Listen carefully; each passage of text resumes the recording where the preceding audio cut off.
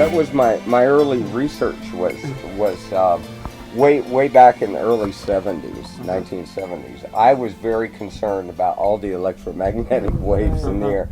And this is way before Wi-Fi and smartphones. where it's everywhere. And so I was very concerned about it, and I developed a device called the Earth Resonance Generator in 1974.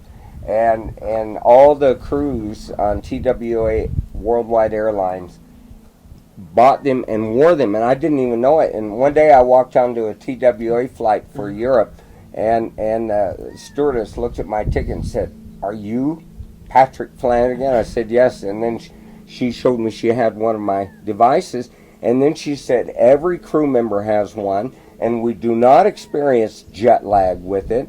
And you are our hero, and from now on, every time you fly TWA, you go first class." Wow. And she moved me to first class, and from then on... But what did that device actually do? The ground? Well, the Neurophone does the same thing, similarly. Go ahead. The Earth Resonance Generator generated a field that the Earth's magnetic field vibrates at a certain frequency. Okay, I heard that's changing, though. Well, not that much. Okay. Okay. So what happened is that I read about this when I was a little kid, because what they did is they isolated people from the magnetic field of the Earth, and then they their time clocks got all screwed up. Their internal time clocks, because they didn't have any clues, night or day or whatever, and then they put a 10 hertz.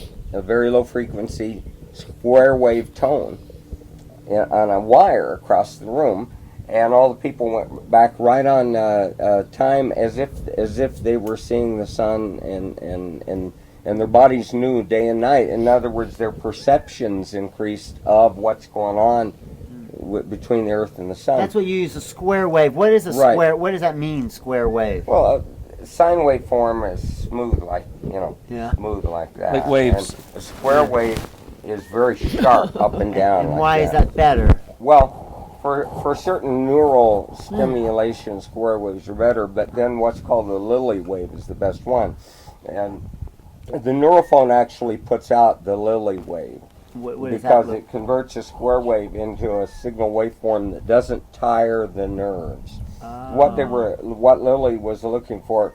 Who? Which was John Lilly? John Lilly? John C. Lilly? Yeah, the John was a dolphin good friend of mine too. Yeah. But what he was looking for was a waveform that what they found out if they stimulated nerves with a square wave pulse, the nerve would get tired after a while and stop responding. Oh. And so then John Lilly found out that if you shape it a certain way, called the Lilly waveform. How do you shape a wave? Well, with technology. Yeah, and so what he found out is that waveform, the nerves never get tired of it and always respond to it. And for a long time it was top secret because they were trying to use it to control people. But this is very important what Pat just said, because all of a sudden off the screen, by the mid-70s, much of this was pretty much under the table.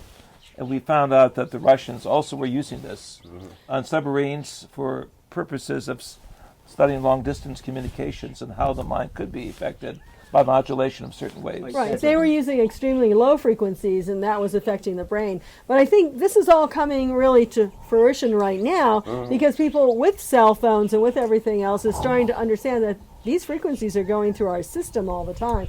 And we really need to meditate, or at least be able to somewhat get to that alpha state, which is below the 15 hertz, and even if better, even the theta or the delta for people who can't sleep, and really get us into a way, and this helps our body. I know you don't want to say that none of this does any healing, but ultimately, you know, if we're running ourselves ragged all the time and not getting that kind of centering space, then we need to have something to really get us to that healthfulness and that centered space of life. Yeah. I think also extremely important is the fact that many people say, oh, I can't meditate. Yeah. And this kind of device does help get your brain into that state that is a meditative and a recorded meditative state. And well, I just wanted to say, for sleeping, there's nothing like it. Yeah. Wow. And that's so important for And women. with it on? I have, I mean, I will wake up. It'll still be on most you know, most of the time. But still, that first hour when it's really hard to shut down. Yeah.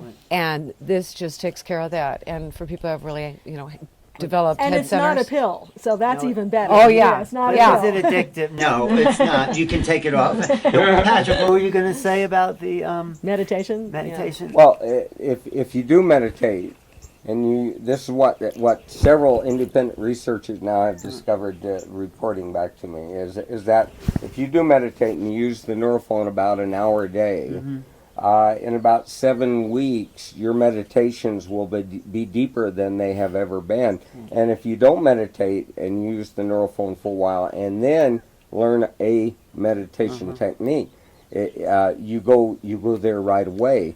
And also the Neurophone balances the body and gets rid of the harmful effect of EMFs. Yeah, that was going to talk about EMF. Extreme low pollution. frequency Yeah. waves. Right. Yeah. No, I That's was right. going to actually take it one step further. You know, we do a lot of remote viewing, and that is, you know, we send positive energy to different places on the planet, or, you know, you can actually see your friends in different places. And I think all this is showing us that our brain can do so much more than we think it does. If we can center our brain, we start using a whole different dimension of who we are, and that is who we are. People say the prefrontal cortex, the frontal lobes, is the new part of the brain, and this guy interviewed, Michael Cotton, has something called higher brain function. He says we're just starting to use these prefrontal Exactly. in a more socially evolved way. So if this can entrain the collective to use their prefrontal lobes to be more creative, then we change all of humanity.